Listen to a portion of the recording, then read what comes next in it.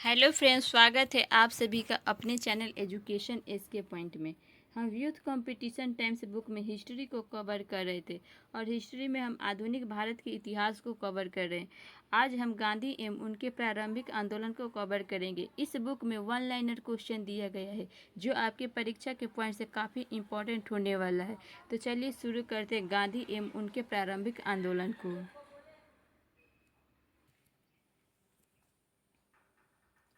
गांधी एवं उनके प्रारंभिक आंदोलन को देखते हैं।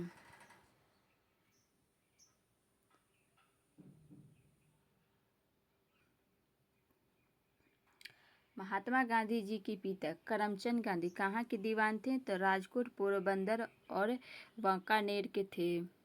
मोहनदास करमचंद गांधी का जन्म 2 अक्टूबर 1869 को कहाँ पे हुआ था? तो पोरबंदर, गुजरात में हुआ था।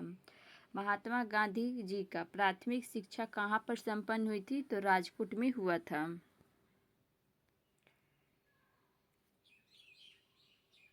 गांधी जी ने किस कॉलेज में पढ़ाई की थी? तो श्यामल दास कॉलेज, भावनगर में की थी। गांधी जी ने कानून की पढ़ाई किस देश में की थी? तो यूनाइटेड किंगडम में किए थे। गांधी जी का अल्पायु 13 वर्ष में ही विवाह किसके साथ संपन्न हुआ था? तो कस्तूरबा गांधी से हुआ था। महात्मा गांधी का ज्येष्ठ पुत्र कौन थे? तो हरिलाल गांधी थे। गांधी जी 24 वर्ष की उम्र में 1893 ईस्वी में किसका मुकदमा लड़ने के लिए दक्षिण अफ्रीका डरबन गए थे? तो गुजराती व्यापारी अब्दुल्ला के। नटाल इंडियन कांग्रेस की स्थापना गांधी जी ने कहाँ पे की थी? तो दक्षिण अफ्रीका में किए थे 1894 ईस्वी में।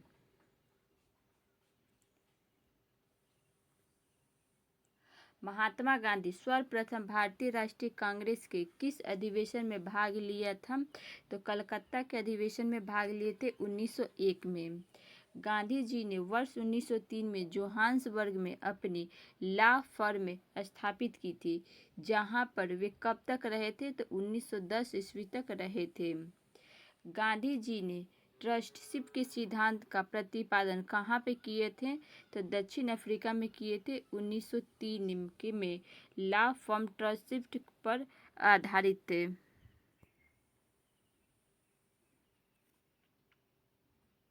गांधी जी के द्वारा स्थापित प्रथम आश्रम कौन सा था? तो फिनिक्स आश्रम था। गांधी जी ने दक्षिण अफ्रीका के डरबन में फिनिक्स आश्रम की स्थापना कब किए थे? तो वर्ष 1904 में किए थे।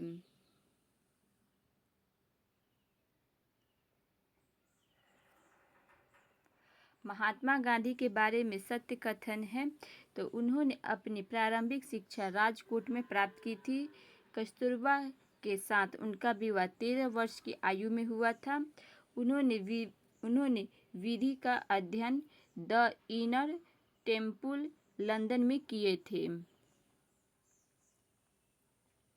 वे रस्किन की पुस्तक अनटू दिस लास्ट से सर्वाधिक प्रभावित हुए थे। महात्मा गांधी के द्वारा दक्षिण अफ्रीका में प्रकाशित पत्र का नाम क्या था? तो इंडियन ओपिनियन था।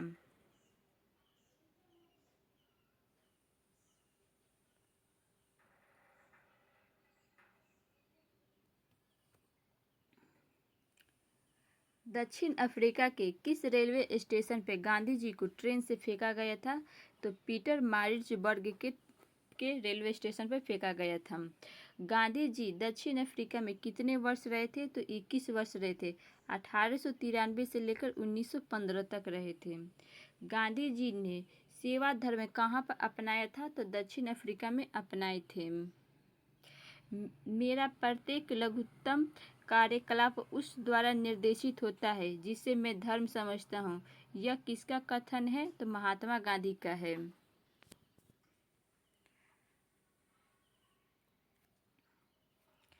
गांधी के राम राज्य के युगल सिद्धांत कौन थे? तो सत्य तथा अहिंसा था। गांधी जी की दृष्टि में अहिंसा का अर्थ है तो सत्य की प्राप्ति का रास्ता है। किसने सत्याग्रह शब्द को गढ़ा था? तो गांधी जी ने। गांधी जी का सत्याग्रह किन दो कार्यों से जुड़ा हुआ था? तो सत्य एवं अहिंसा से।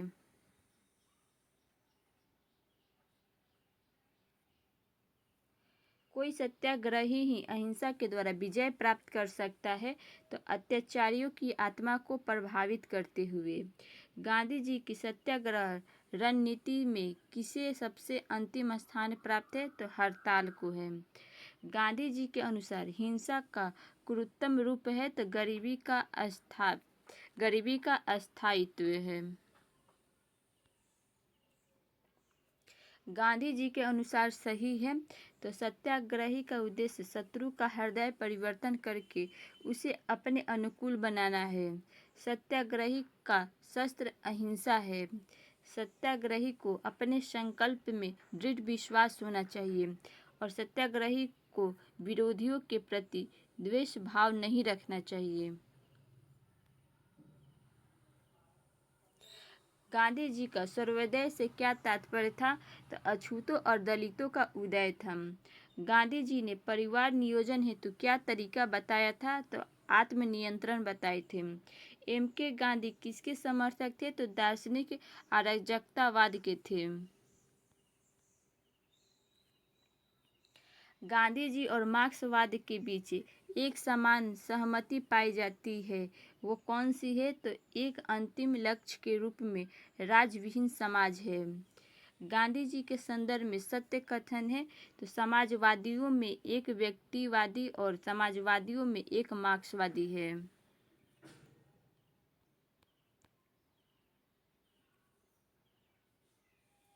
महात्मा गांधी के अनुसार राजनीति से तात्पर्य क्या था? तो जन कल्याण के लिए सक्रियता था। गांधी जी ने राजनीति का जो प्रतिमान प्रस्तुत किया था वो कौन सी विशेषता उनमें से नहीं थी? तो सत्ता नहीं था। गांधी जी के राजनीतिक संगठन में उप ठेकेदारों का उपयोग करने की व्याख्या का सिद्धांत किसने प्रतिपादित किया था? तो जूलियस ब्राउन ने किया था। कौन कहा करते थे गलत साधन हमें कभी भी सही उद्देश्य तक नहीं ले जा सकते? तो एम के गांधी कहते थे। कौन सा सिद्ध सॉरी कौन इस सिद्धांत के प्रबल समर्थक थे? जो नैतिक दृष्टिकोण से गलत है वह राजनीतिक दृष्टिकोण से कभी सही नहीं हो सकता? तो एम के गांधी ने कहा है। गांधी जी के जीवन दर्शन कार्य पद्धति पर सर्वाधिक प्रभाव किनका था?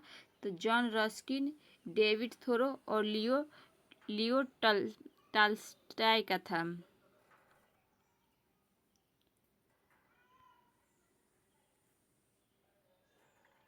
महात्मा गांधी ने कहा था कि उनकी कुछ सबसे गहन धारणाएं अनटू द लास्ट नामक पुस्तक में प्रतिबिंबित होती है और इस पुस्तक ने उनके जीवन को बदल डाला। इस पुस्तक का वह संदेश क्या था जिसने महात्मा गांधी को बदल डाला? तो व्यक्ति का कल्याण सबके कल्याण में निहित है।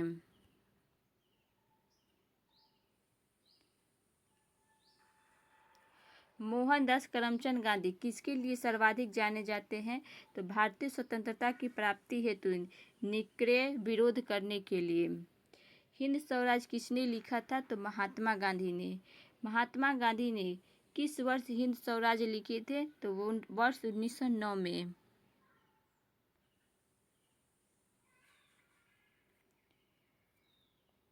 किस भाषा के हिंद स्वराज नामक पुस्तक लिखी गई थी? तो गुजराती में।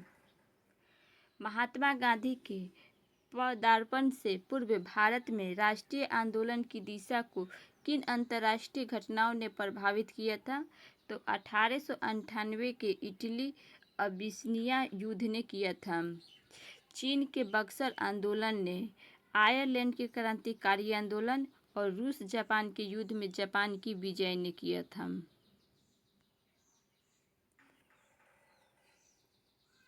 मोहनदास करमचंद गांधी 2 दशक विदेश में रहने के बाद किस वर्ष भारत वापस आए थे? तो वर्ष 1915 में आए थे। वर्ष 1915 के किस महीने में महात्मा गांधी ने नस्लवादी शासन के खिलाफ अपने सफल आंदोलन के बाद आखिरकार दक्षिण अफ्रीका से वापसी की थी? तो 9 जनवरी 1915 को। महात्मा गांधी किसको अपना राजनीतिक गुरु या उपदेशक मानते थे? तो गोपाल कृष्ण गोखले को। किसने महात्मा गांधी को आदेशित किया था कि भारत में वह प्रथम वर्ष खुले कान एवं मुंह बंद कर व्यतीत करें? तो गोपाल कृष्ण गोखले ने कहे थे।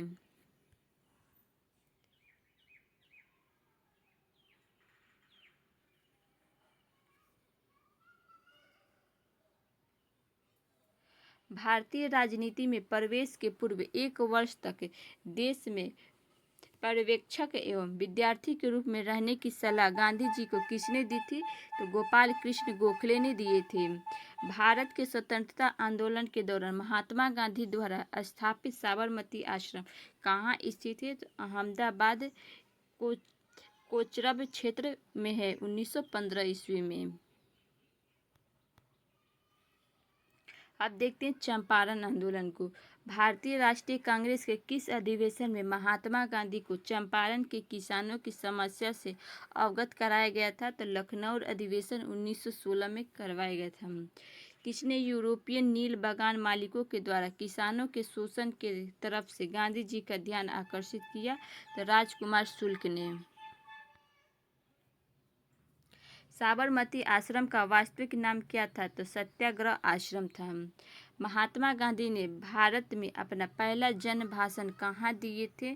तो वाराणसी BHU के उद्घाटन पर दिए थे फरवरी 1916 में। अखिल भारतीय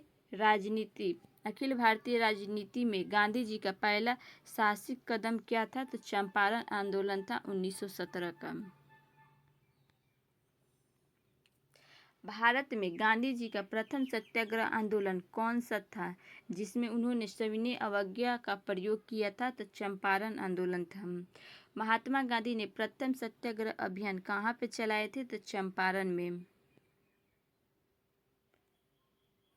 गांधी जी ने चंपारण नामक एक छोटे से गांव में असहयोग आंदोलन शुरू किया था। चंपारण वर्तमान में कौन से भारतीय राज्य में स्थित है? तो बिहार में है। चंपारण जनपद के 3 प्रथा का तात्पर्य क्या था? तो किसानों के द्वारा 3/20 भूभाग नील का खेती करना था। गांधी जी का चंपारण आंदोलन क्या था? तो नील कृषकों की समस्या के समाधान हेतु था। महात्मा गांधी ने सर्वप्रथम किस आंदोलन में भाग लिए थे? तो चंपारण आंदोलन में भाग लिए थे। चंपारण आंदोलन में किन नेताओं ने गांधी जी के साथ संघर्ष में भाग लिया था? तो राजेंद्र प्रसाद, ब्रज किशोर, महादेव देसाई, नरहरि पारेख, JB कृपलानी, मजहर उल हक एवं अनुग्रह नारायण सिंह थे। चंपारण सत्याग्रह के दौरान महात्मा गांधी के साथ कौन नहीं था? तो रविशंकर व्यास नहीं थे। चंपारण आंदोलन से कौन संबंधित नहीं थे? तो जयप्रकाश नारायण नहीं थे।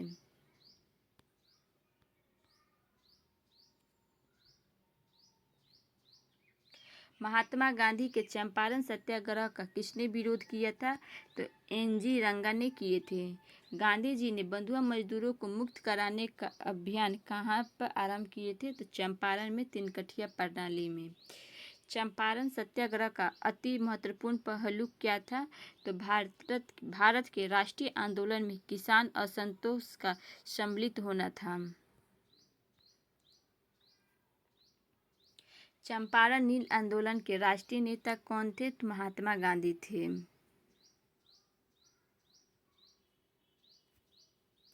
चंपारण सत्याग्रह के संबंध में सत्य कथन है तो यह किसानों से जुड़ा था। इसे तिनकठिया प्रथा के विरुद्ध संचालित किया गया था। डॉक्टर राजेंद्र प्रसाद तथा JB कृपलानी ने इसमें MK गांधी का सहयोग दिए थे। अब देखते हैं चंपारण कृषि जांच समिति को। तो चंपारण कृषि जांच समिति के अध्यक्ष FC सलाई थे। सचिव MEL टेनर थे। सदस्य कौन थे? तो Mahatma Gandhi, Raja Hariprasad Narayan Singh, DJ Reid, LC आदामी और जी रेनी थे।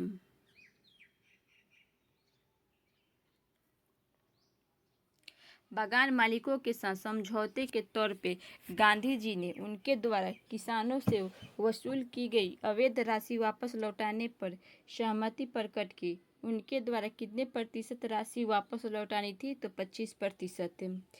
किसने कहा था विदेशी वस्त्रों की बर्बादी ही उनके साथ सर्वोत्तम व्यवहार है? तो महात्मा गांधी ने कहे थे।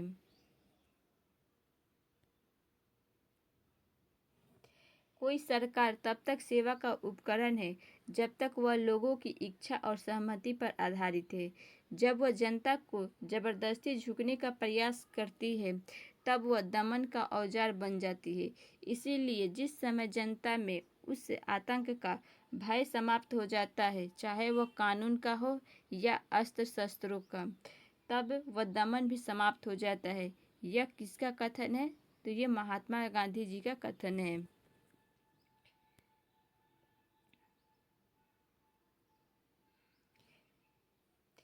गांधी के नाम के पहले महात्मा कब जोड़ा गया था? तो चंपारण सत्याग्रह के दौरान जोड़ा गया था। किसने गांधी जी को सर्वप्रथम महात्मा के तौर पर संबोधित किए थे? तो रविन्द्रनाथ टैगोर ने। 2017 ईस्वी का कौन सा महीना गांधी 2017 ईस्वी का कौन सा महीना गांधी के चंपारण पहुंचने की 100वीं जयंती व्यक्त करता है? तो अप्रैल 2017।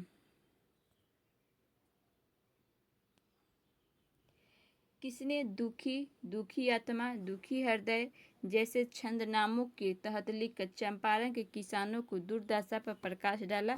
तो पीर मोहम्मद मुनीस ने।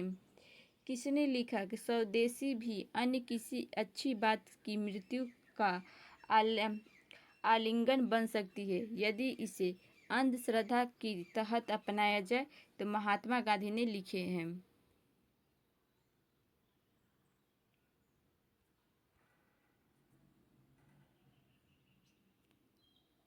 अब देखते हैं अहमदाबाद आंदोलन को। किस आंदोलन में महात्मा गांधी ने पहली बार भूख हड़ताल का प्रयोग हथियार के रूप में किए थे? तो अहमदाबाद मिल हड़ताल में किए थे। फरवरी मार्च 1918 में हुआ था। वर्ष 1918 में किस शहर में महात्मा गांधी ने सफलतापूर्वक मिल मजदूरों की हड़ताल का नेतृत्व किए थे? तो अहमदाबाद में। गांधी जी ने अपना दूसरा सत्याग्रह कब आरंभ किए थे? तो मजदूरों को कम वेतन दिए जाने के विरोध में। महात्मा गांधी का कौन सा संघर्ष औद्योगिक श्रमिकों से संबंधित था? तो अहमदाबाद संघर्ष था। किसके लिए अहमदाबाद सत्याग्रह आरंभ किया गया था? तो सूती मिल कामगारों के लिए किया गया था। महात्मा गांधी के हस्तक्षेप के कारण 1918 की अहमदाबाद मिल की हड़ताल में मजदूरों के बोनस में कितने प्रतिशत वृद्धि हो गई थी? तो 35% की हो गई थी। किसने अहमदाबाद टेक्सटाइल लेबर एसोसिएशन की स्थापना की थी? तो महात्मा गांधी ने की थी 1918 में।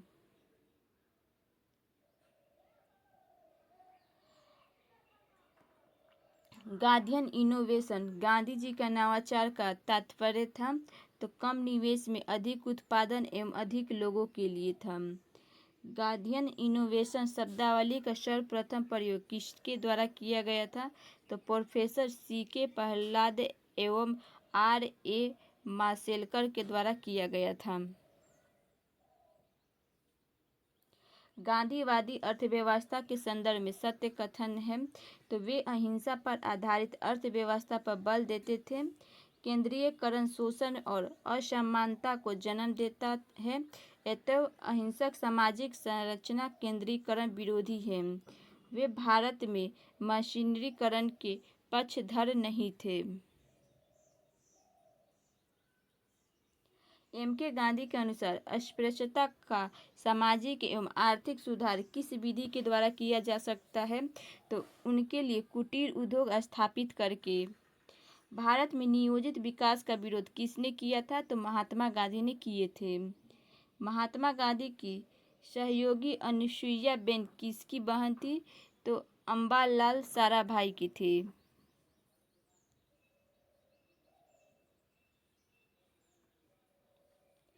किन दो नेताओं ने भारत के दौरान सामाजिक उत्थान का कार्य किए थे? तो गांधी एवं तिलक ने किए थे। अब देखते हैं खेरा सत्याग्रह। खेरा के किसानों के पक्ष में महात्मा गांधी के सत्याग्रह संगठित करने का क्या कारण था? तो अकाल पड़ने के बावजूद प्रशासन में भू राजस्व की उगाही स्थगित नहीं की गई थी।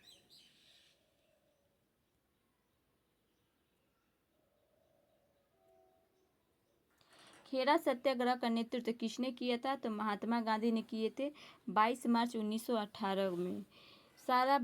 सरदार वल्लभ भाई पटेल को गांधी जी ने किस आंदोलन में अनुयायी बनने की प्रेरणा दी थी? तो खेरा आंदोलन में। अब देखते हैं मॉन्टेग्यू चेम्सफोर्ड सुधार को। मॉन्टेग्यू ने भारत में विभिन्न चरणों में उत्तरदायी शासन आरंभ करने के बारे में घोषणा कब की थी? तो 20 अगस्त 1917 को। 20 अगस्त 1917 में मॉन्टेग्यू द्वारा प्रसिद्ध घोषणा में शामिल प्रमुख कारक थे। तो कौन सा कारक थे? तो उस समय जारी युद्ध में भारतीय सहायता की बड़ी आवश्यकता थी। भारतीय राष्ट्रीय कांग्रेस का मुस्लिम लीग की एकता का भंग करना, मेसोपोटामिया इंक्वायरी आयोग के द्वारा भारतीय सरकार पर कठोर अभियोग लगाना था। भारत में मॉन्टेग्यू चेम्सफोर्ड सुधार किस वर्ष लागू किए गए थे? तो दिसंबर 1919 में किए गए थे। वर्ष 1919 में सुधारों की भारतीयों की आकांक्षाओं को पूर्ण करने में असफलता के साथ भारतीय राष्ट्रीय कांग्रेस में से स्वराज तथा स्वशासन हेतु आंदोलन किसके नेतृत्व में किया गया था? तो महात्मा गांधी के नेतृत्व में किया गया था।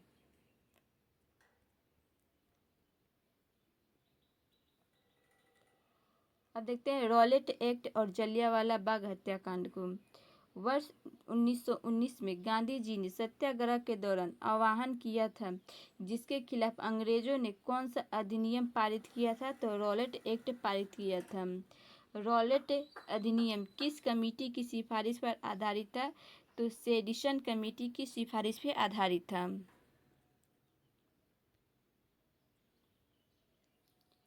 The anarchical and revolutionary crime act 1919 को सामान्य बोलचाल में क्या कहा जाता है? तो रॉलेट एक्ट कहा जाता है। रॉलेट एक्ट लाने का क्या प्रयोजन था? तो राष्ट्रीय एवं क्रांतिकारी गतिविधियों पर रोक लगाना था।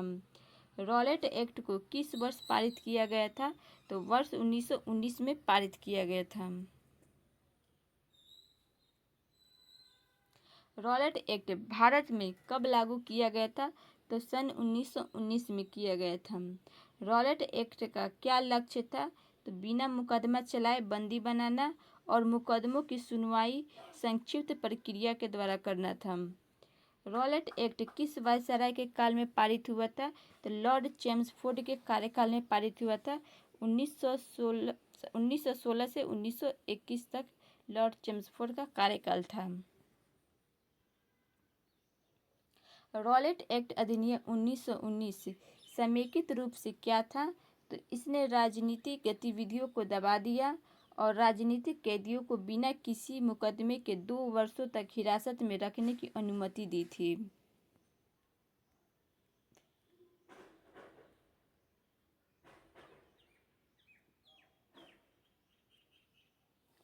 ब्रिटिश सरकार ने कुख्यात रॉलेट एक्ट कब पारित किया था? और इस अधिनियम के बिना मुकदमे के राजनीतिक नज़रबंदी की अनुमति दी गई थी। तो 1919 ईस्वी में। भारतीय स्वतंत्रता संग्राम के दौरान रॉलेट एक्ट ने किस कारण से सार्वजनिक रोष उत्पन्न किया था? तो इसने लोगों को बिना मुकदमा चलाए जेल भेजने के लिए अधिकृत किया। रॉलेट एक्ट का भारतीय राष्ट्रीय कांग्रेस ने विरोध किया क्योंकि इसका लक्ष्य था तो व्यक्तिगत स्वतंत्रता को सीमित करना था। रॉलेट एक्ट के विरोध में किसने लगान न देने का आंदोलन चलाने का सुझाव दिया था? तो स्वामी श्रद्धानंद ने। अखिल भारतीय राजनीति में गांधी का पहला साहसिक कदम क्या था? तो रॉलेट सत्याग्रह था। कौन सी महत्वपूर्ण घटना जालियांवाला बाग नरसंहार की तुरंत पूर्व घटी थी? तो रॉलेट एक्ट का बनना था। किसके कारण सार्वजनिक रोष की लहर उभरी जिसके फलस्वरूप जालियांवाला बाग में ब्रिटिश सरकार के द्वारा जनसंहार की घटना घटी थी? तो दी रॉलेट एक्ट था। किस अधिवेशन में मुस्लिम लीग ने एक प्रस्ताव पारित किया जिसमें बकरीद के अवसर पर गौवध को निषिद्ध किया गया था? तो 1919 ईस्वी में मुस्लिम लीग के अमृतसर अधिवेशन में। रॉलेट एक्ट की प्रतिक्रिया के रूप में किसको राष्ट्रीय अपमान दिवस के रूप में आयोजित किया गया था? तो 6 अप्रैल 1919 को।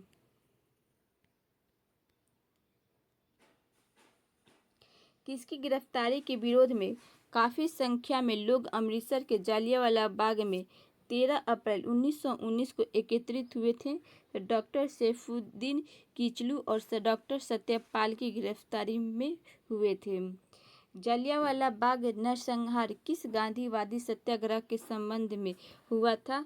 तो रॉलेट सत्याग्रह के संबंध में हुआ था।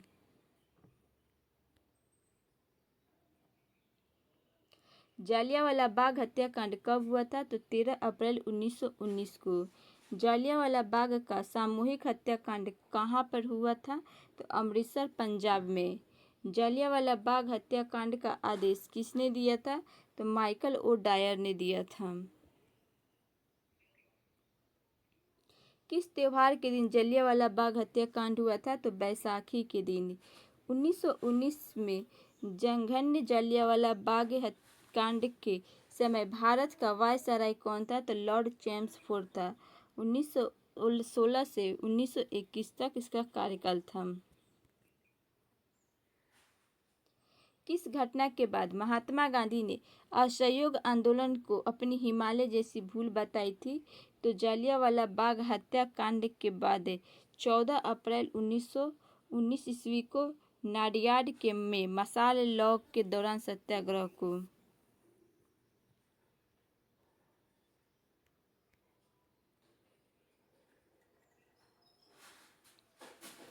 किसने जालियांवाला बाग हत्याकांड का जानबूझकर की गई क्रूर हत्या कहा था? तो दीनबंधु C.F. एंड्रयूज ने। किसको मॉन्टेग्यू ने निवारक हत्या के नाम से विशेषीकृत किया? तो जालियांवाला बाग नरसंहार को। जालियांवाला बाग हत्याकांड के विरोध में वायसराय की कार्यकारिणी परिषद की सदस्यता से किसने इस्तीफा दे दिया? तो शंकरन नायर ने।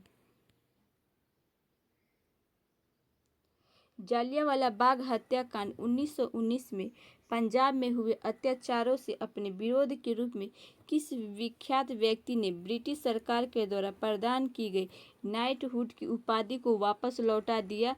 तो रविंद्रनाथ टैगोर ने। जालियांवाला बाग हत्याकांड की जांच के लिए बनाई गई समिति का नाम क्या था? तो हंटर कमीशन था। जालियांवाला बाग नरसंहार पर कांग्रेस जांच समिति की रिपोर्ट के प्रारूप लिखने का कार्य किसे सौंपा गया था? तो महात्मा गांधी को। लंदन में 13 मार्च 1940 को सर माइकल ओ डायर को गोली से किसने मारा था? तो उधम सिंह ने मारे थे। अब देखते हैं प्रमुख घटनाएं एवं उनके वर्ष को देखते हैं। द ऑर्निकल एंड रिवोल्यूशनरी एक्ट, तो मार्च 1919। डॉक्टर सत्यपाल एवं सैफुद्दीन किचलू की गिरफ्तारी, तो 9 अप्रैल 1919। जालियांवाला बाग नरसंहार 13 अप्रैल 1919। रविंद्रनाथ टैगोर के द्वारा नाइटहुड उपाधि का परित्याग, तो 30 मई 1919 को। चेम्सफोर्ड सुधार मॉन्टेग्यू चेम्सफोर्ड सुधार की घोषणा 1919 से। कांग्रेस का अमृतसर अधिवेशन दिसंबर 1919 से। सर माइकल ओ डायर का वध 13 अप्रैल 1940 को। अब देखते हैं विविध देखते हैं। किसकी मृत्यु पर महात्मा गांधी ने कहा था कि उनकी मृत्यु ने मुझे विधुर बना दिया? तो मगनलाल गांधी के। महात्मा गांधी अहिंसात्मक कृति के सौम्य पैगंबर थे। यह किसने कहा था? तो लेरी कालिस और डोमिनी कालापियर ने किया था।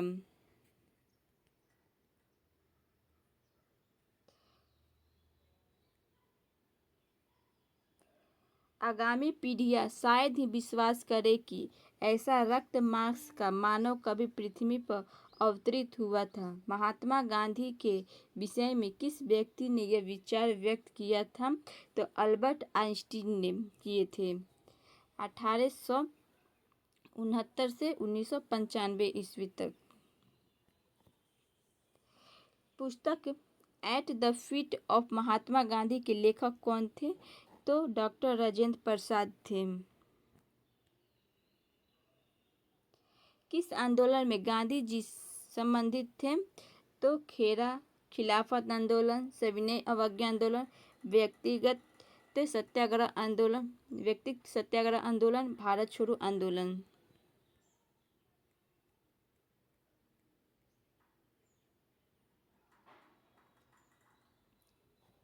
किसका नेतृत्व महात्मा गांधी ने नहीं किया था? तो स्वदेशी आंदोलन एवं बारदोली आंदोलन का। किस सत्याग्रह आंदोलन में गांधी जी ने प्रत्यक्ष रूप से भाग नहीं लिया था? तो वाइकोम सत्याग्रह में। स्वाधीनता आंदोलन के दौरान महात्मा गांधी के करीबी अंग्रेज मित्र कौन थे? तो C.F. एंड्रयूज दीनबंधु थे।